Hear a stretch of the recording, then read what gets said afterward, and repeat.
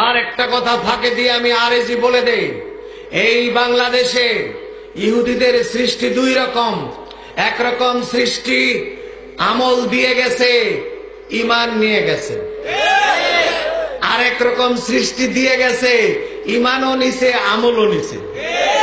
এদেরকে গাউসুল আজম বানিয়ে দিছে, ইহুদিরা এদেরকে খাজা বাবা বানিয়ে দিছে, ইহুদিরা এদেরকে গাউসুল আজম বানিয়ে দিছে, ইহুদিরা এদেরকে আওলাদের রসুল বানিয়ে দিছে। তারা লেখা নাই, পড়া নাই, বিদ্যা নাই, বুদ্ধি নাই, কোরআন শরীফ পড়া জানে না, জীবনে কোরআন শরীফ হাতে নেয় নেই, দেখে নাই। তারা নিজেদের ছেলে মেয়েদেরকে কোনোদিন আরবি পড়ায় না, মাদ্রাসা পড়ায় না, নিষেধ তাদের মাদ্রাসা পড়া। আমি এক দরবারে গিয়েছি, লক্ষাধিক মানুষ সেখানে ওয়াজ করতে গেছি, লক্ষাধিক মানুষ সেখানে ঢোল বাজাচ্ছে, জিকির করছে। খবর নিয়ে দেখলাম এই বছর 7 মণ গাঞ্জা বিক্রি হয়েছে। 7 মণ গাঞ্জা খেয়ে মাওলার দিদার লাভ করলো। মাগরিবের আজান দিল, জামাতে ওখানে একটা মসজিদ আছে জরাজীর্ণ, মানুষ পাইলাম 11 জন। 1 লক্ষ মানুষ মাওলার দিদার করে, নামাজ পড়ে 11 জন। এই দরবার কাদের দেওয়া? ইহুদিদের উপহার।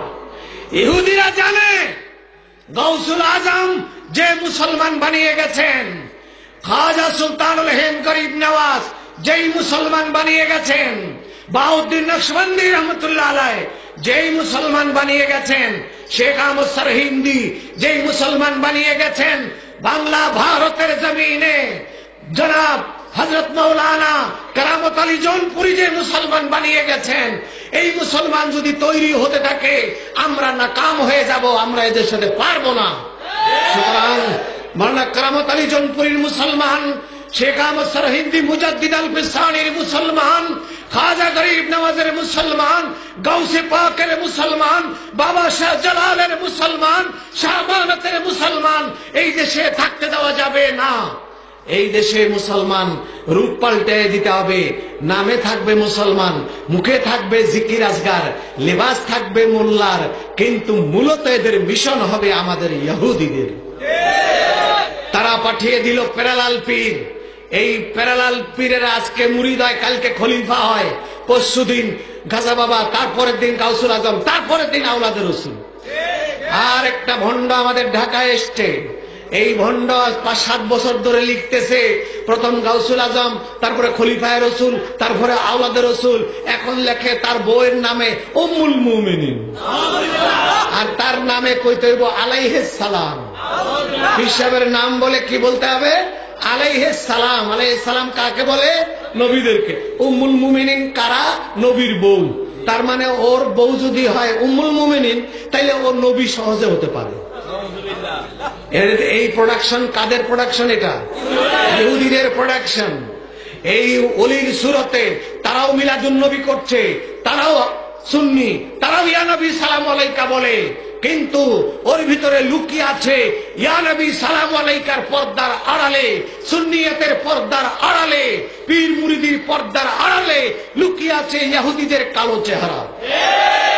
মুসলমান যাতে করে ঈমান হারিয়ে ফেলে, মুসলমান যাতে করে মুজিজা কারামত হারিয়ে ফেলে, মুসলমান যাতে করে নবীর নাম, আল্লাহর নাম ভুলে যায়, সেই জন্য এই ভণ্ড পীরের সৃষ্টি হলো ইহুদিদের। তাদের থেকে আমাদের পরহেজ করতে হবে। অপরদিকে আমল দিয়ে গেছে, ঈমান নিয়ে গেছে, এটা হলো ওয়াহাবি খারজি। তারা তাহাজ্জুদ নামাজ পড়ে, দাড়ি লম্বা আছে, মাথায় টুপি পাগড়ি আছে, মুখে আল্লাহ রসুলের নাম আছে, ওয়াজ নসিহত আছে, দোয়ায় তাদের কান্না আছে, জিকিরে তাদের হাল আছে। তারা বেত গাছের মধ্যে গিয়ে ঢুকে পড়ে জিকির করতে করতে, কিন্তু রাসূলুল্লাহ মাটির মানুষ কইতে ছাড়ে না। তারপরে এদের একটা দল আছে, এরা আমল দিয়ে গেছে এদেরকে, কিন্তু এদের ঈমান মুনাফিকদের যেরকম আমল ছিল, ঈমান ছিল না, এদেরও আমল আছে, ঈমান নাই। তারাও বুঝে না যে আমাদের ঈমান নাই, এটা তারাও বুঝে না। বুঝলে আর এসব কথা বলতো না। এই দুইটার বিরুদ্ধে, এই দুই দলের বিরুদ্ধে, এক দল ঈমানও নাই, আমলও নাই, ইহুদিদের প্রোডাকশন, পীরে কামেল, গাউসুল আজম, খাজা বাবা আর আওলাদুর রসুল। আর আরেক দল ঈমান নিয়ে গেছে, আমল দিয়ে গেছে। এই দল মসজিদের ইমাম, মুয়াজ্জিন, মুদাররিস, প্রিন্সিপাল, মুতামিম, ওয়াইজিন, তারা এই দল।